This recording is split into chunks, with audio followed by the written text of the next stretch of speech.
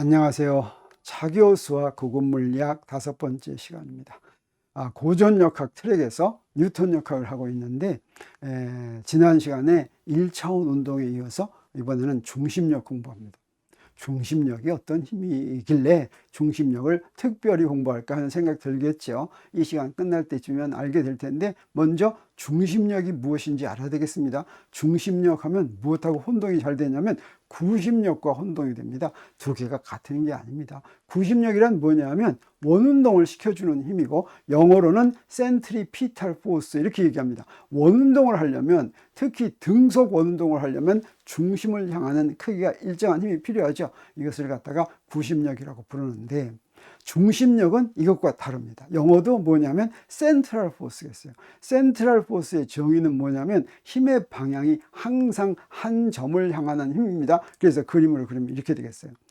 그러면 우리 한 점을 항상 향하고 있으면 이 물체의 운동을 기술하기 위해서 기준계를 정하는데 내 마음대로 정한다면 원점을 어디로 정하는 게 좋겠습니까? 당연히 그 한 점이죠. 그래서 그 한 점을 원점으로 정하면 어떻게 중심력을 표현할 수가 있냐면 이렇게 중심력을 표현할 수가 있습니다. 중심력의 방향이 R방향이다. 구좌표계의 R방향은 원점에서부터 물체까지 위치 벡터 방향이죠. 이게 지금 항상 원점을 향하는 방향만 중심력이 아니라 그것과 반대되는 방향, 원점에서부터 바깥으로 나가는 방향도 역시 R방향입니다.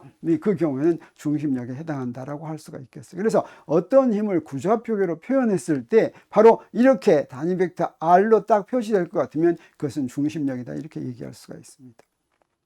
중심력을 받는 경우가 많을까? 상당히 많은 힘이 중심력인데 특히 두 물체가 운동할 때, 두 물체가 서로 상호작용하면서 운동할 때, 이 얘기는 무슨 얘기냐면 서로 두 물체가 상대방한테만 작용하고 움직이는 운동, 이걸 두 물체의 문제라고 합니다.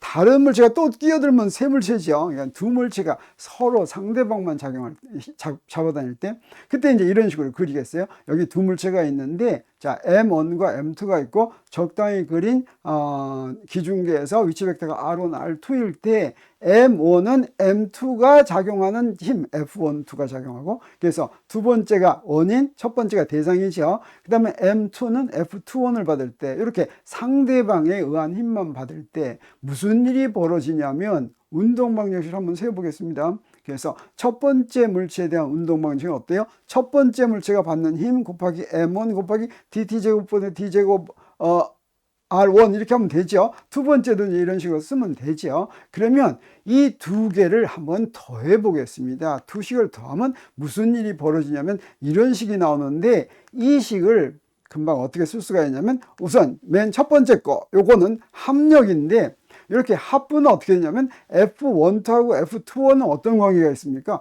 서로 작용 반작용 관계가 있죠.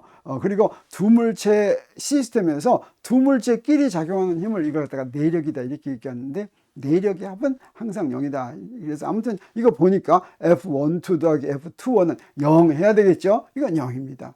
그리고 또 여기 이 부분은 우리가 이제 그 물리학 인하대 물리 1 보면 거기에 이제 질량 중심을 배우는데 질량 중심의 정의와 관계 있습니다. 질량 중심이 두 물체의 질량 중심의 정의는 어떻게 되냐면 이렇게 돼 있어요. 질량 중심. 그래서 M1 R1 더하기 M2 R2는 총 질량에다가 질량 중심 좌표를 곱한 거하고 똑같이 이렇게 되겠어요. 그래서 이걸 갖다가 집어넣을 것 같으면 어떻게 쓸 수가 있냐면 아까 두 물체에 대한 운동 방정식 더한 거 있죠. 더한 게 힘은 0이고 총 질량이고 질량 중심. 이것은 질량 중심에 놓인 총 질량인 물체. 두 물체의 합의 질량이 질량 중심에 놓여 있어요. 자, 그놈의 운동이죠. 이걸 갖다가 우리가 보통 질량 중심의 운동이다라고 하고 이때 작용하는 힘이 얼마입니까? 0이죠. 그럼 무슨 운동을 하겠습니까? 작용하는 힘이 0이면 등속도 운동하죠. 그래서 이 두 물체의 질량 중심은 등속도 운동하는데 그 등속도 운동하는 기준계를 딱 잡을 것 같으면 어때요? 거기서는 정지해 있는 거나 마찬가지죠. 그래서 등속도 운동하는 경우에는 언제나 그 등속도 운동하는 것이 정지해 있는 관성계를 우리가 정할 수가 있습니다. 그래서 우리 뭐라고 얘기할 수가 있냐면 질량 중심은 등속도 운동하는데 이런 등속도 운동하는 운동은 안 움직이는 운동이나 마찬가지다 이렇게 얘기할 수가 있습니다.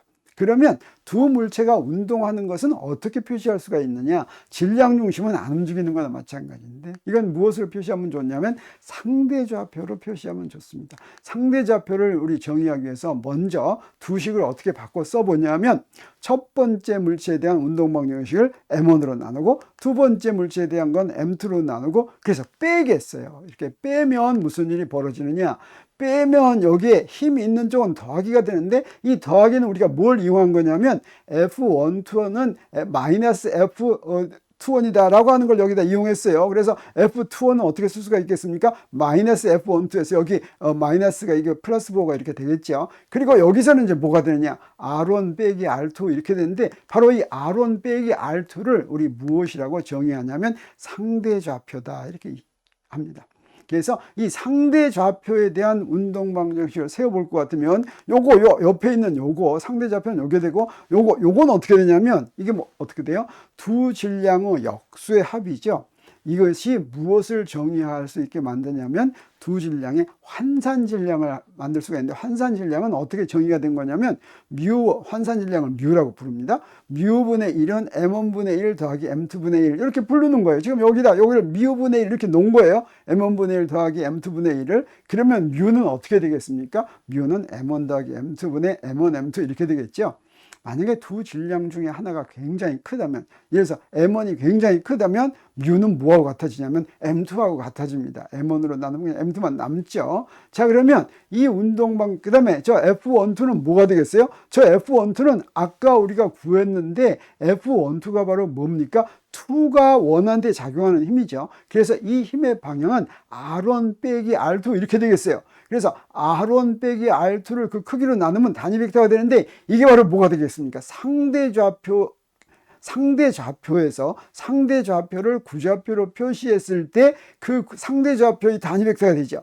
상대좌표의 위치 벡터의 단위 벡터. 그러니까 이게 바로 이렇게 표시되면 우리가 뭐라고 그랬습니까? 그것이 바로 중심력이라고 그랬죠. 그래서 두 물체가 그 어떤 힘이 됐든지 간에 서로 두 물체 사이에 작용한 힘을 받고 움직이면 상대좌표는 항상 어떻게 기술이 되냐면 이렇게 중심력으로 기술이 된다라고 하는 거죠. 그래서 사실은 모든 물체가 서로 이렇게 상호작용하죠. 이런 물체들은 전부 다 중심력으로 기술할 수 있기 때문에 중심력을 받고 움직이면 어떤 성질이 있는가 하는 것을 아는 것이 굉장히 중요해지는 것입니다. 그래서 한번 보겠어요. 자, 이렇게 중심력을 받고 움직이는 것을 다시 한번 쓸 것 같으면, 자, 이 뉴턴의 운동방식 첫 번째 거에서 두 번째 거 뺀 거죠. 그래서 이것을 상대좌표로 집어넣고 다시 쓸 것 같으면 이 식이 어떻게 되냐면, 자, 이렇게 되는데, 요거 대신에 환산질량 집어넣고 그 다음에 여기 상대좌표를 이렇게 집어넣습니다. 상대좌표. 요거 우리 양변에 뮤를 딱 곱할 것 같으면 이런 식으로 써집니다. 이건 무슨 얘기입니까? 무엇에 대한 운동방정식이냐면 질량이 뮤는 뭐예요? 환산질량이죠. 그래서 두 물체의 운동을 이제 기술할 때 두 물체의 합, 이거는 질량 중심에 놓여 있다고 생각하면 되고 그냥 안 움직이는 거나 마찬가지로 이렇게 생각하면 된다라고 하는 것이죠. 근데 두 물체의 운동을 무엇으로 기술하면 좋냐면 환산질량으로 기술하면 좋다라고 하는 거예요. 일반적으로는 어떤 경우가 많냐면 둘 중에 하나가 굉장히 큰 경우가 많습니다. 지구하고 인공위성 할 것 같으면 지구는 엄청 크죠. 그러면 환산질량이 바로 질량 작은 것과 같게 되는 거예요. 그래서 바로 그렇게 되는 거나 마찬가지입니다. 여기서 우리가 뭘 알 수가 있냐면 단순히 이때 환산질량으로 대표되는 상대좌표로 기술하는 물체에 작용하는 힘은 중심력이다라고 하는 것을 알게 되죠. 그래서 환산질량을 가지고 상대좌표로 표현되는 그런 운동방정식으로 기술하는 그런 운동을 한다고 하는 것입니다. 두 물체의 운동은 항상 질량 중심 운동과 상대좌표 운동으로 기술할 수가 있는데, 상대좌표의 운동은 중심력을 받고 그 다음에 움직인다 이렇게 얘기할 수가 있죠. 그래서 이렇게 두 물체가 있으면 이것을 어떻게 이제 운동을 어떻게 바꾸어 쓸 수가 있냐면, 두 물체가 M1과 M2가 R1과 R2에서 F12와 F21으로 갖고 움직인다 이렇게 얘기할 수도 있지만, 이것을 어떻게 바꿀 수가 있냐면 총 질량과 환산 질량이 질량 중심과 상대 좌표에서 움직인다 이렇게 얘기할 수가 있습니다. 그래서 두 물체의 운동을 질량 중심 좌표와 상대 좌표로 기술하면 좋다. 그리고 대부분의 경우에 이 상대 좌표가 하나가 굉장히 클 때는 나머지 하나의 좌표나 마찬가지가 된다라고 하는 것이죠. 그래서 이 질량 중심 좌표는 바로 여기 있는 것이고 상대 좌표는 어떤 거예요? M2에서 M1을 향한, 다시 말하면 R1 빼기 R2가 이게 바로 상대 좌표다 이렇게 얘기할 수가 있겠습니다. 그래서 질량 중심 좌표의 운동은 아까 얘기한 것처럼 외력의 합이 결정하는데, 외력의 합이 0이면 서로 내력만 있으면 합은 항상 0이죠. 그러면 질량 중심은 등속도 운동하고, 그 다음에 상대 좌표의 운동은 환산 질량이 중심력을 받고 하는 운동을 하기 때문에 우리 두 물체 운동은 항상 상대 좌표에 의한 한 물체 운동을 기술할 수가 있다.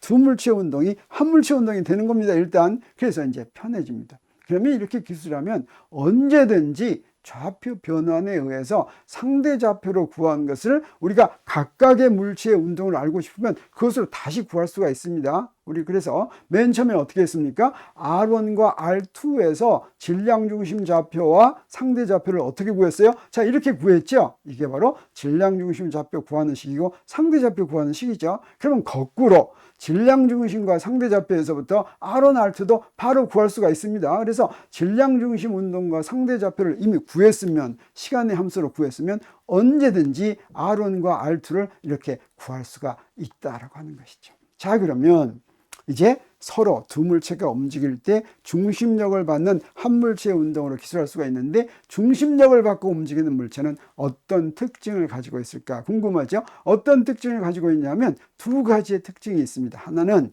중심력에 의한 토크는 항상 0입니다.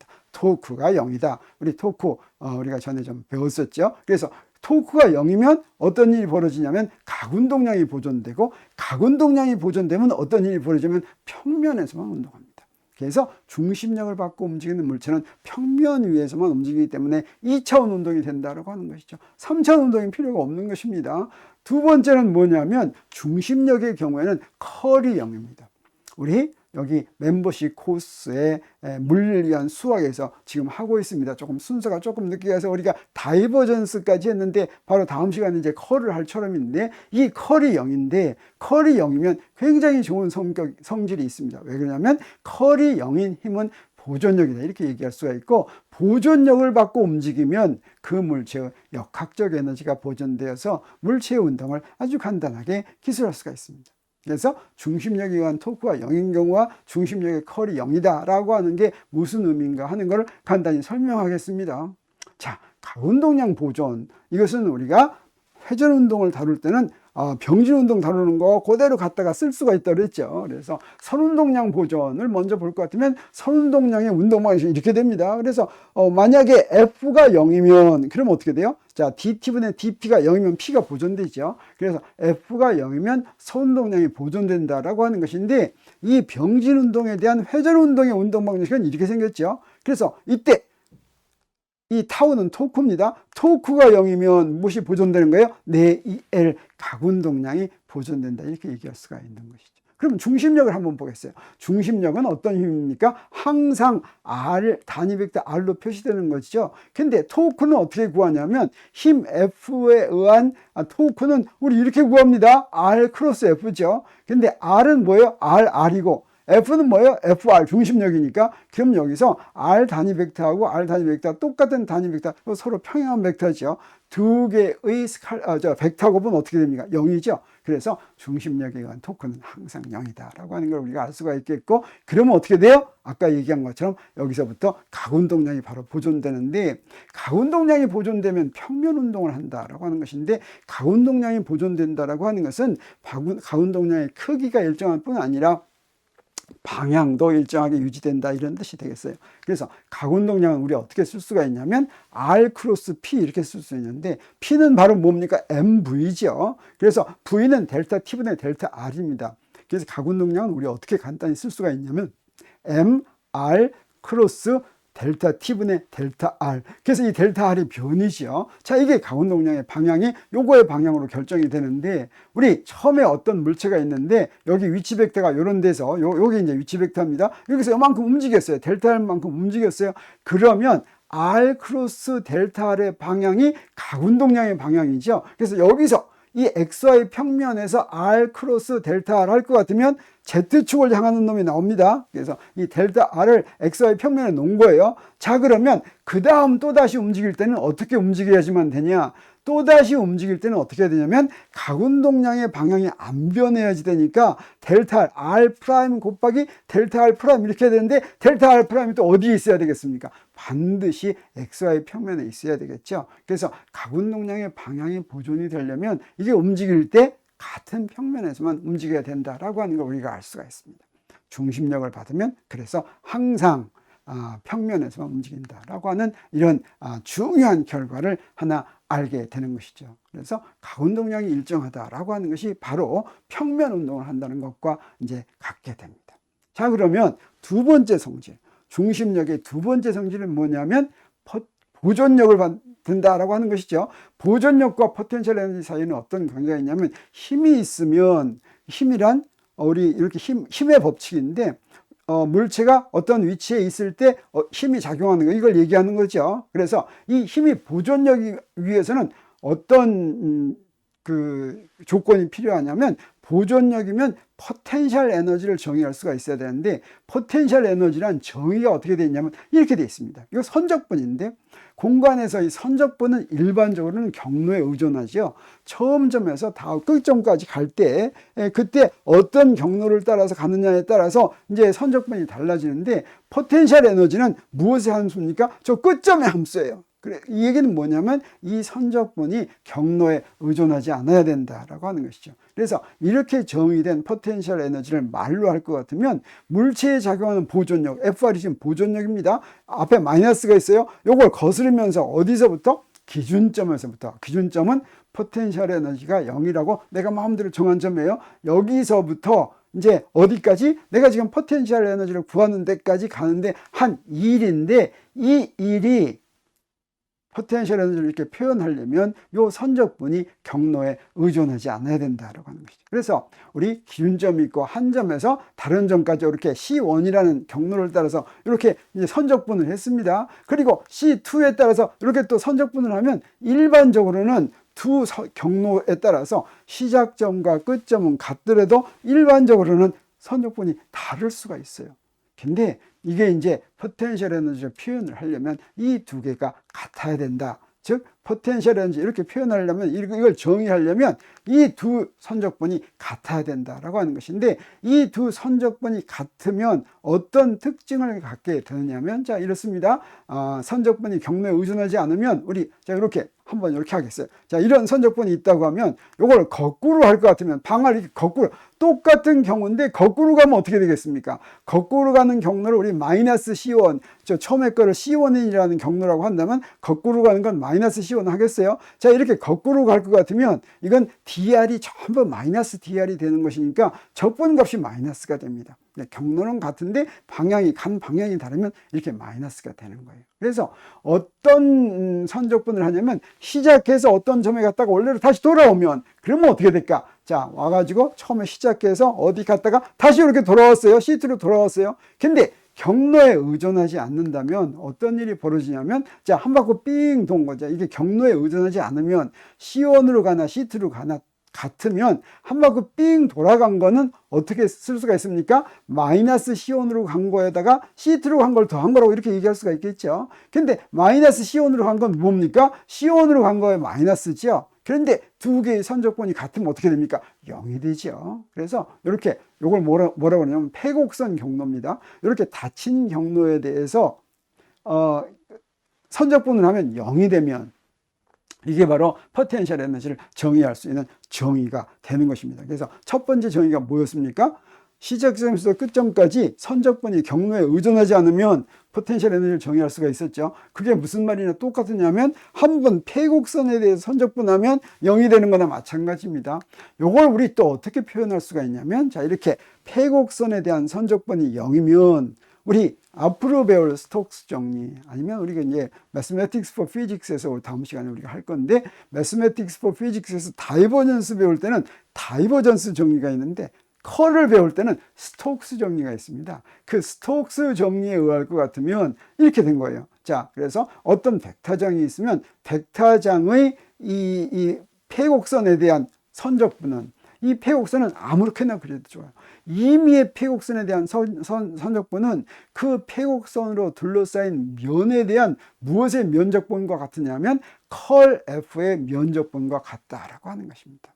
그래서 이 좌변이 0이면 어떻게 됐어요? 좌변이 0이면 우변도 0이 되겠죠. 그런데 이 면을 어떻게 정해요? 아무렇게나 정합니다. 아무렇게나 정하더라도 항상 이게 0이 될 수 있는 조건은 뭐밖에 없겠습니까? 컬이 0일 수밖에 없죠. 그래서 이 컬이 어떤 벡터장이 있으면, 또는 힘이 있으면, 자, 힘을 아래 함수로 표시한 게 이게 벡터장입니다. 이 벡터장이 있는데 그 컬이 0이면 어떤 성질을 갖느냐? 그러면 보존력이 된다라고 하는 것이죠. 그래서 어떤 힘이 보존력인지 아닌지 알아보는데, 그것을 적분해서 알아보는 것보다는 컬 구해보는 게 훨씬 좋겠죠. 그래서 컬 구해가지고 컬이 0이면 그것은 이제 보존력이구나 하는 걸 알 수가 있는데, 중심력이면 어떤 특징을 가지고 있느냐?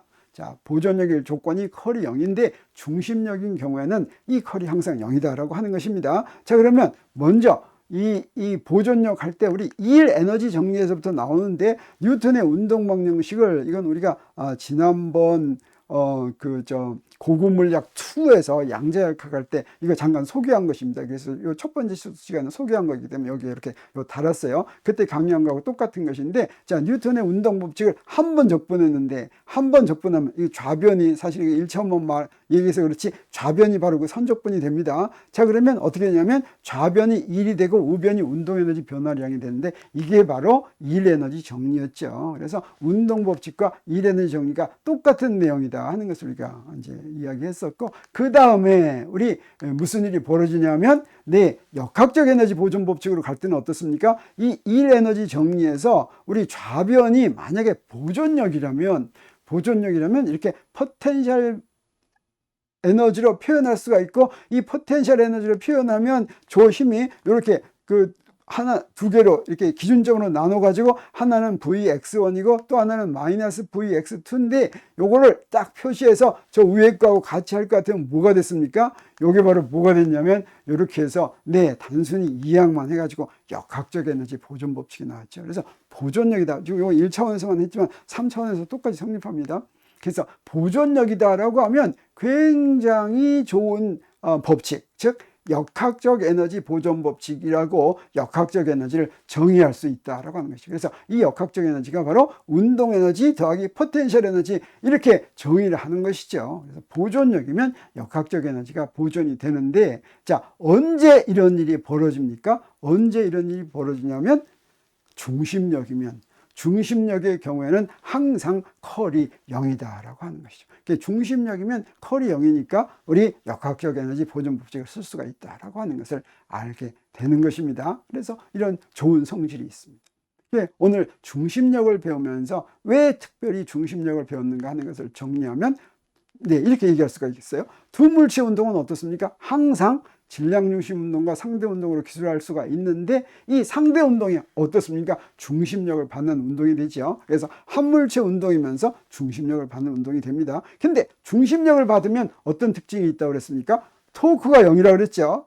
토크가 0이니까 가운동량이 보존이 되고 2차원 운동을 한다라고 하는 것이죠. 또 중심력이면 어떻습니까? 컬이 0이고, 그래서 보존력을 포텐셜 에너지로 표현할 수가 있고, 역학적 에너지 보존 법칙이 성립한다라고 하는 것입니다. 중심력을 만들어가는 하는 것이 굉장히 중요하다라고 하는 것을 소개하면서 오늘 고급 물리학 중심력 편을 마치겠습니다.